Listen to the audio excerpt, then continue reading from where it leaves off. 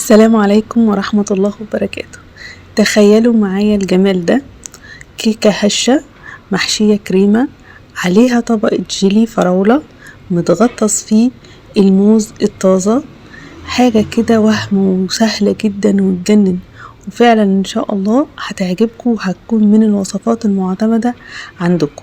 ومش هطول عليكم في الفيديو، هنبدأ نعمل الطبقات اللذيذة دي مع بعض. اول حاجة هعمل طبقة الكيك، هستخدم القالب رقم 26. هحط فيه 5 بيضات، عليهم تلت كوباية مية، وعليهم 150 جرام سكر، ومعلقة محسن جل، و3 معالق من الدقيق من اصل 200 جرام. يعني انا عامله 200 جرام دقيق، اخدت منهم 3 معالق. هضرب الجزء ده الاول لغايه لما يهيش ويبيض تماما زي ما انتم شايفين. لسه ما كملتش الدقيق، هحط بقيه الدقيق وهحط عليه معلقه صغيره بيكنج باودر.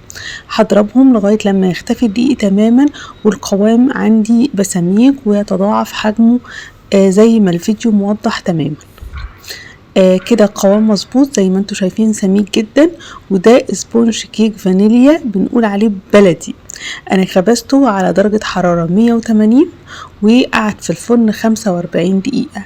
هنا هجهز الكيك وهسيبه يبرد تماما. هشيل الطبقة اللي فوق والطبقة اللي تحت، لاني محتاجة ان انا لما اسقيه بالجيلي يتشربه تماما. هسيبه بقى يبرد وهنا هنبدأ خطوة تحضير الجيلي.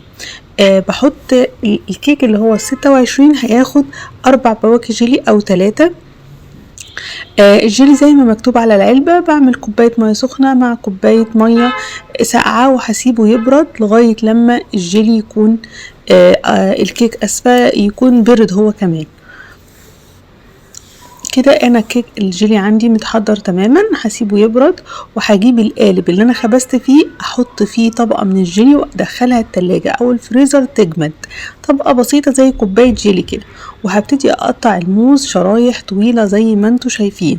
عايزين تقطعوه مدور براحتكم، لكن الشرايح الطويلة دي بتحمي الموز من ان هو يسود. زي ما انتم شايفين انا حاطة وش الموز على الجيلي علشان لما اقلبه هو وش الموز هو اللي يبان، وبالتالي الموز مش هيسود مني غير لما بيتقطع شرايح. هدخله التلاجة وهيجمد مع الجيلي، وبعدين هحط طبقة تانية من الجيلي وهحط عليها الكيكة على طول.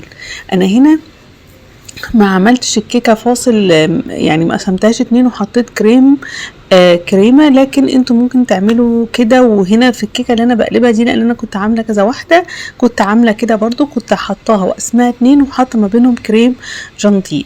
طبعا الخطوة الأخيرة بتاعت الكريمة دي اختياري، ولكن هي في الأصل من غير كريم جانتيه، ولكن زي ما انتوا شايفين مبهجة.